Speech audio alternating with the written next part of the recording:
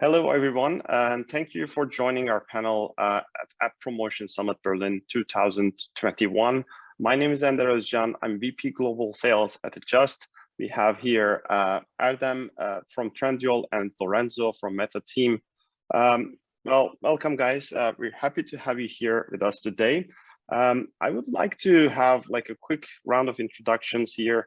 Let's start with you, Erdem. Would you like to introduce yourself and your role at your organization? Of course. Good morning, everyone. It's great to be here talking in this event. I am the head of growth in Trendyol, leading the growth teams. And prior to Trendyol, I used to work at Peak Games, one of the mobile gaming companies, and Rocket Internet, another internet company. In Trendyol, I lead growth, the sub-teams of digital marketing, CRM, data science, analytics, influencer marketing, branding, marketplace and customer experience, because we take growth as an end-to-end journey, starting from the first time that the user sees an ad until he becomes a loyal user or a churned user, and all the way through his journey.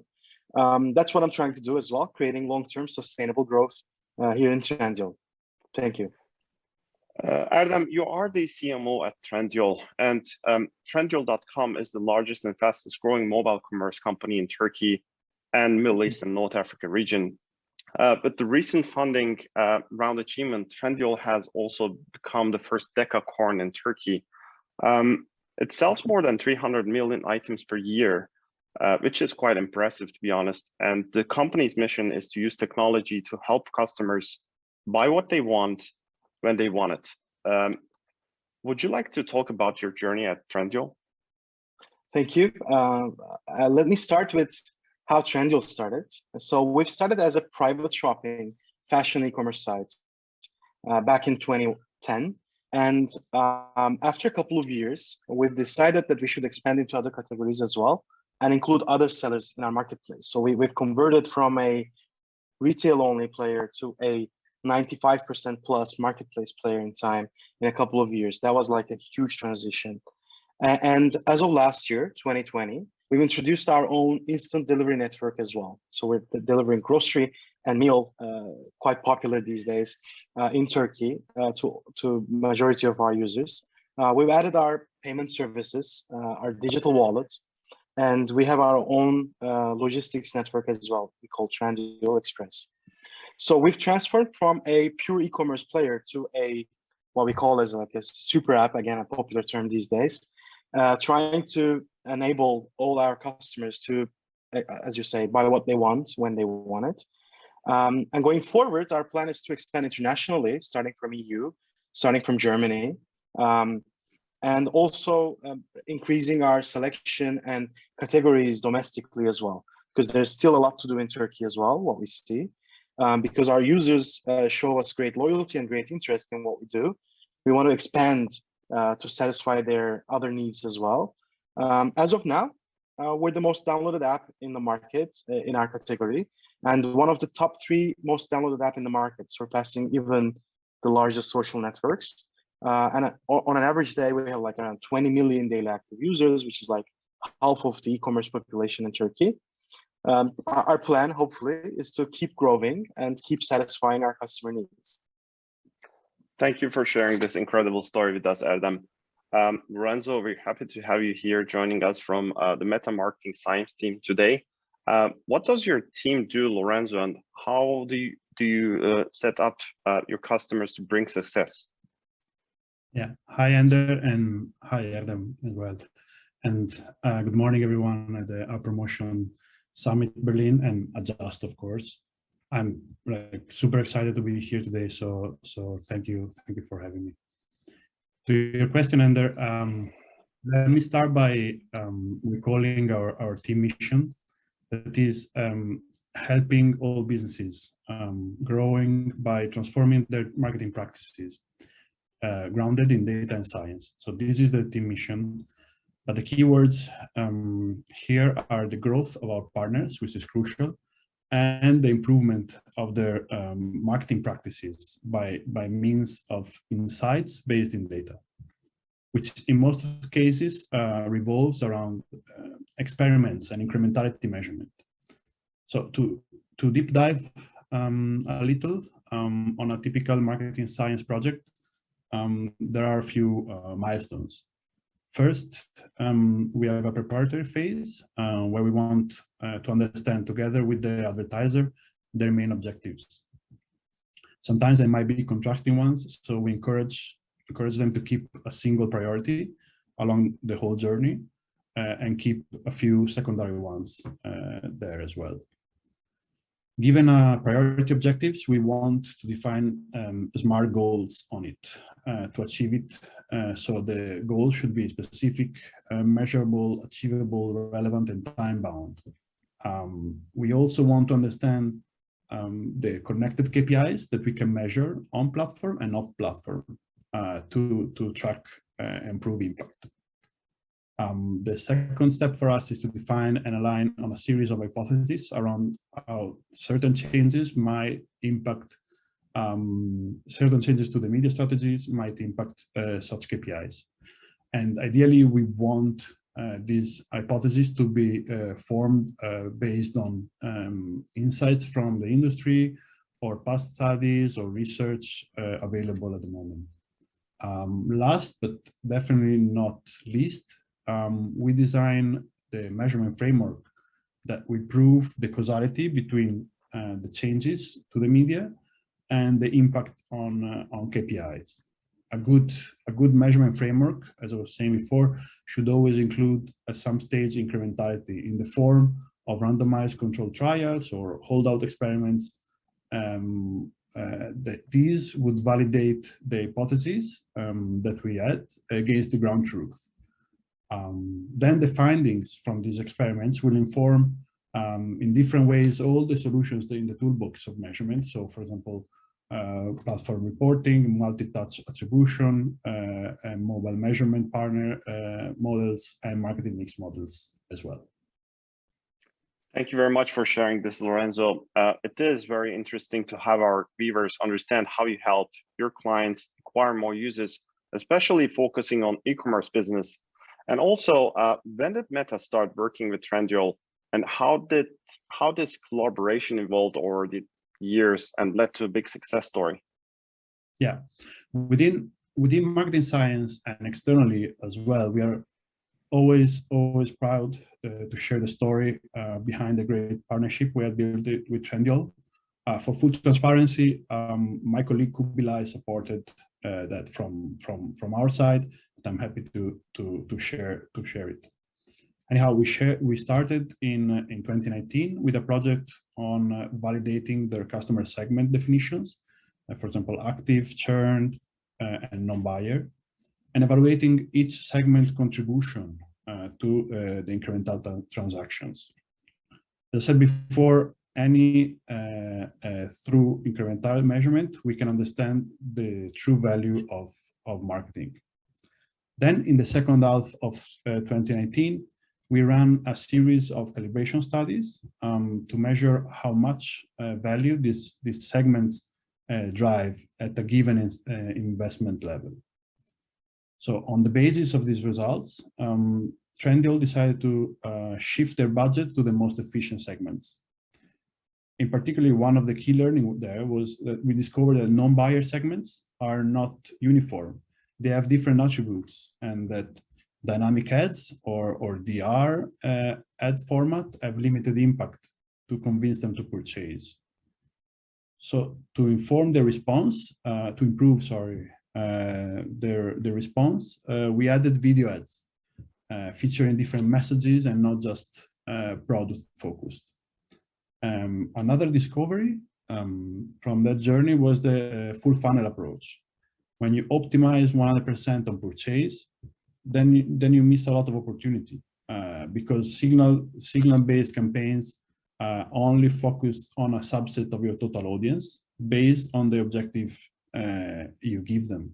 So to expand reach and to keep growing, you need to diversify objectives and expand the coverage in your target audience. As some users are not ready to purchase yet, but maybe they are ready to view products, browse, add to cart. it's not smart really to ignore them, as with the right bidding and budgeting and diversified objectives, we drove more incremental value for Trendyol. Now, you may be wondering how to split budgets across these multiple strategies for growth, and I wish I had a winning recipe applicable to all businesses at all stages. The reality is that only testing gives you the final answer. But still, I can share that, for example, even smaller brands going through a steep growth phase should invest at least 10% on retargeting. Whereas more established brands can go for a more balanced split around 50-50 or 60-40. That's to be proven. So let me again be clear on this. You should not take what I just said as at face value and implement without validation, without incrementality validation, to be precise. For upper funnel campaigns, we recommend investing a minimum of 10-15% on an initial approach. The important learning here is that you measure this kind of investment on a longer time frame than the usual 2 weeks study. Since moving people along the funnel from awareness to intent takes time. So setting up a study of about 3 months, also measuring brand polls, is a good way to capture all the impact that you can drive with upper funnel investment. Thank you. November was a busy month for you. Among other things, Black Friday, one of the most popular shopping fests in the world. It also marks the start of the end of the year shopping season. So how has it been for you? And would you like to share some results with us, Erdem? Of course, and so it has been incredible for a lot of e-commerce companies. It's like the largest, biggest time of the year for us as well. Like it was 20% of the whole GMV of the year comes in a single month. So that's huge. And the targets of November usually is like 3-4 times over a regular month. It's like both in terms of traffic and in terms of GMV, number of buyers and new shoppers and so on. This year, like 2019 was like no COVID. So it was like a regular Black Friday year. This year, 2020 was like peak COVID, and 2021 was the time that we see a decreased positive impact of COVID on e-commerce shopping experience. So that's why, like on a year-over-year basis, the relative jumps were like lower compared to 2020. So this brings us another challenge for this year, because this year we already have 20 million daily active users on a regular day, and if you want to like jump like 3-4 times over a regular month, then you will need to exceed the population of Turkey, which is impossible, right? That's why, like, we had to crack the understanding of user. We have to increase the engagement. We have to increase the times of visits per user. So we have to create an experience that brings users, back and back again every day, multiple times, multiple hours, and spending a lot of time within the app to make sure that we satisfy all their needs, all their expectations in different categories. So not only selling fashion items per se, but like satisfying pretty much all the electronics expectations, all the supermarket expectations, like buying a perfume, buying a dress, and so on. So that was the challenge for us this year. And we called this year's challenge to create a festival experience, because in a festival, you always think that you're missing out something, that there's something happening all around you, that you have to be present everywhere, that you have to be really like going in and out to each and every activity, right? Because the way we think, if you capture the wallet share of time of the user, you capture the wallet share of money. And the only way to capture the wallet share of time is to make them come again and again during the festival. And it's like a couple of days festival, right? That's why we've created a lot of in-house activities, like on-platform activities, like creating what we call as live operations. It's like influencer videos, contests, daily, hourly, and weekly deals, competitions between users, competitions between influencers, competitions between sellers, a lot of content happening in and out. And that's how we even tried the lottery in the campaign, and that's how we've tried to create an experience for the users that they are missing out something every time that they don't be present in Trendyol. And that's why we believe it was the key to succeed in this year's targets. And we did, I think, successfully during it this November. During the campaign days, we hosted an average of like 30 million daily active users, which is like 80% of the whole e-commerce population in Turkey. And 1.5 billion sessions have been created. That's by far like the largest thing that Trendyol has ever seen. At the peak times, we have like 2.1 million concurrent users, which is like a quite tough test for our infrastructure. And we survived, hopefully.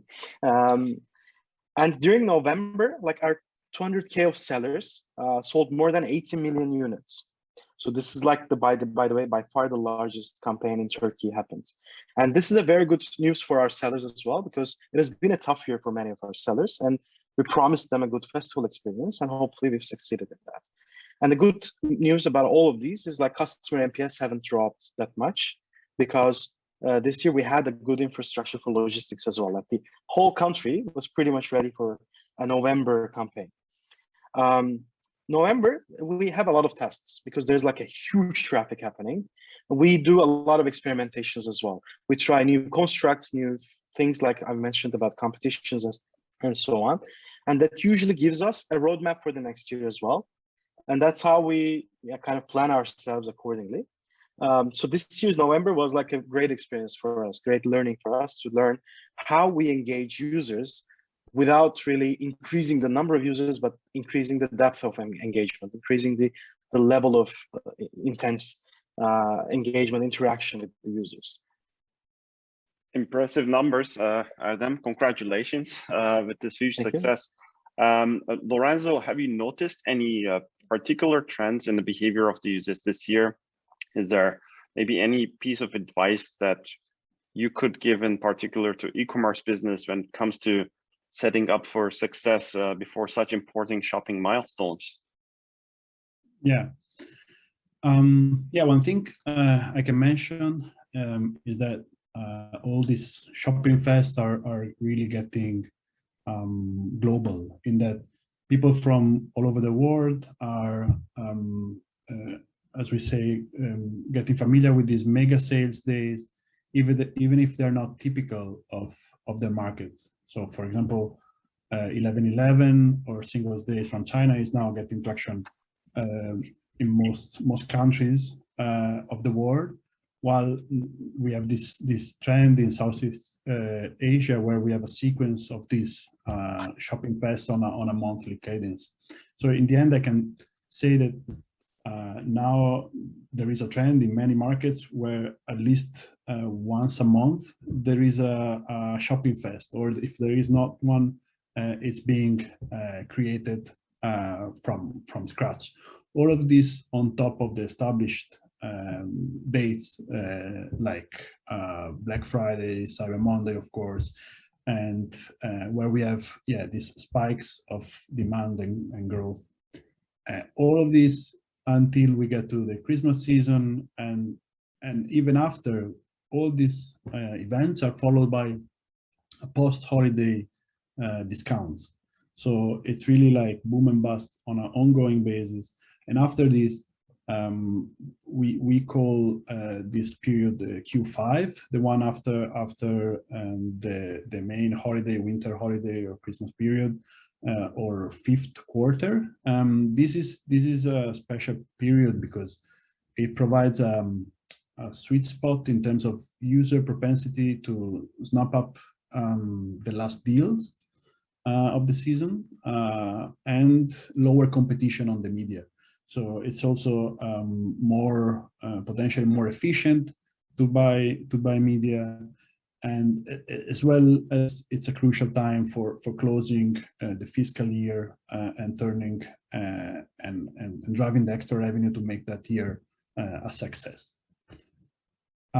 So the question is how to make the most out of this bonanza of sales days.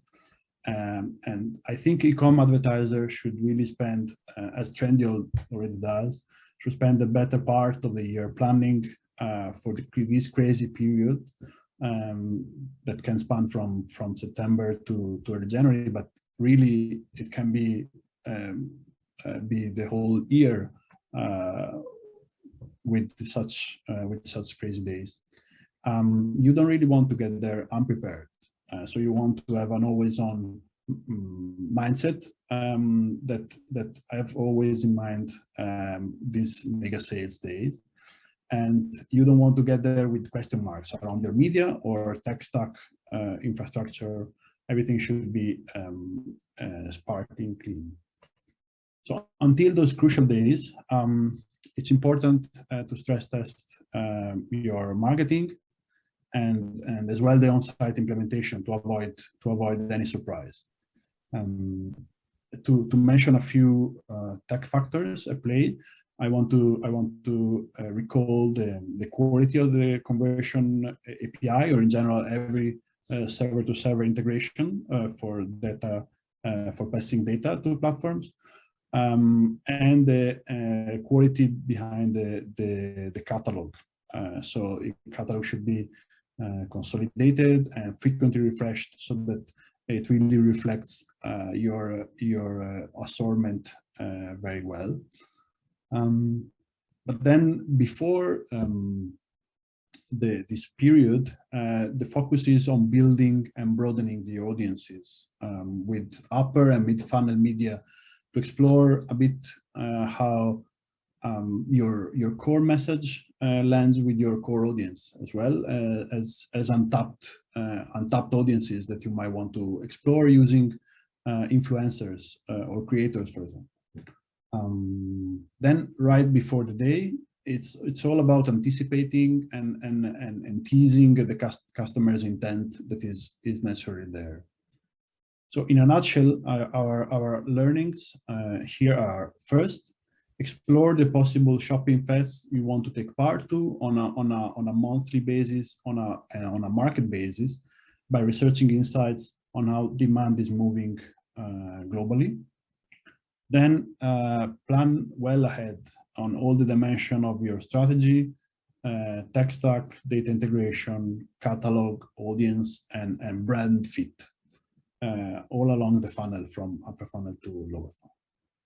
Then after the sales day, just keep the momentum and remarket the high intent and high value shoppers to avoid churn and maximize the customer's lifetime, because we know that customers can move from one offer to the next, but we want to keep the best one with us. Are there any specific strategies you advise your clients applying during those high spending periods? Like, how do you attract the right customers who are overwhelmed with plenty of information with different ads? Is there something that can make a customer stand out from the competition? Yeah, that's a great question, Ander. We all know as a consumer how like our attention is pulled in every direction around these days. So we may have maybe a couple of items in our minds that we actually need, and the rest, so where the intent is high, we already researched and we are ready to buy. The rest is all maybe around the awareness stage. We know that maybe some brand exists, but we don't know that we want stuff already. So we are barely exposed to many ads, and so we need to make sure that the ads that we are serving are really striking the right user with the right message. Now, to stand out, some of you or many advertisers have tried in the past to tweak their targeting so that it's more laser focused on a subset of their potential audience and potential reach. And it might work in terms of lift on these users, but overall it's not very efficient. So this is not something that we tend to recommend, and we tested over and over. So I can share that our most successful advertisers instead invest and leverage on multiple creative iterations. So they let creatives work for them in conjunction with the broad targeting, and this really boosts delivery to the right users if behind that there is a great concept and a great creative. So this is a bit of a high-level answer, but it can be broken down into a few key bullet points. First, we need to consider like developing ads, keeping in mind the different surfaces that we live on. So keep in mind stories and reels and feeds are all different experiences for the user. And therefore, we need to conceive the ads and creatives in a similar way. So think of short videos, catchy, that have fun music, but also can be understood without music as well, because you need to think about music off as well. These are key. Then keep an eye on what everybody's talking about in that moment. For example, right now, everybody's talking about metaverse, and we have our strategy out, and it's gonna maybe take a few more years, but already today you can make your ads more interactive, more immersive, using playable ads, AR ads, click to Messenger, click to WhatsApp. So there are very many different use cases, and I recommend us to be creative.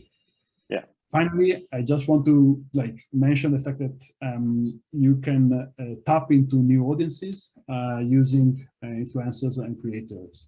So measuring them maybe is not easy, but we have branded content ads that can help you with that. Yeah. Sorry. Just wanted to jump here to just maybe interrupt and then switch the mic to Erdem, as we have a little time constraint here. Terribly sorry, but wanted to just add on top, because that's important to have following influencers and creators. I know that Trendyol has a big media mix. The e-commerce app market as a whole has been facing difficulties associated with a highly competitive vertical. And you're running a lot of digital ads with the combination of offline and TV ads. Do you have any challenges related to attribution and measurements results tracking, Erdem? Maybe we'll just let Lorenzo finish, but I would like to just give you a tip about the next question.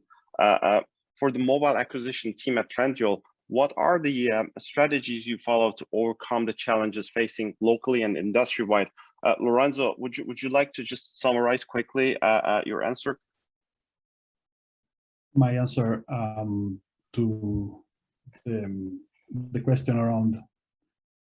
Yeah, I mean, you were just saying that influencers and creators and having branded content with that purpose works for you, but would you like to wrap up quickly? Yeah. I was just saying the last point is apart from reaching to new audience with the creators and influencers, on the day of the sale, just rely on automation. So use, for example, automated app ads and budget and bidding automation to avoid making big changes and just focus on monitoring and quality. Automation is indeed a big subject right now with a lot of digital ads and then a mix of marketing with offline and TV ads. Erdem, do you mind answering my question about how you attribute and measure all those results coming from your marketing mix? So I myself, I'm a performance marketer, most heavily invested in digital marketing in the past. In the recent years, we've seen that with each new medium added, you amplify your effectiveness of all the channels. That there's like a holistic incremental effectiveness in your activities across your channel mix. So whatever you do in TV would eventually help your digital, would eventually help your influencer, and vice versa. That's what we've learned in Trendyol, because at some point, increasing the frequency of a certain channel will of course, result in a diminishing returns on investment. However, as marketeers, we want to grow, right? And growing through increased budgets will mean that you either use different mediums at certain frequencies, or you increase your frequency at a certain medium. We try to do both, and we try to understand what the incremental effects of what we're doing, as Lorenzo mentioned. What we've seen is a couple of things. The first thing is, as long as you increase your medium, there's this problem of comparing your channels in between each other. So it's very difficult to compare TV versus Google versus Facebook versus whatever the next platform you're using. That's why we try to group our channels with respect to their business objectives. So what is the alternative of TV and why we're using TV, and what is our opportunity cost? What is our alternative to TV from that perspective? So that's a question of both attribution, business objective tracking, and also trying to understand incrementality of each channel, right? That's the first thing. The second thing is, it is always better to use a good mix of channels in order to amplify the effectiveness of each and every channel. And there are two ways to do it, both increasing frequency at a certain level, at a certain channel, and also increasing the number of mediums that you're in, outdoor, TV, and so on. We did both. But what we've seen is increasing frequency has also resulted in a diminishing returns on investment because of what we call as creative fatigue. And that's why what we've seen is that there's only one way to kind of stop the diminishing returns on investments when you increase frequency of a certain channel. It is to increase the number of contents that you're providing to the users. Delivering the same message through hundreds of different contents, we seemed were really effective in keeping up a certain level of performance.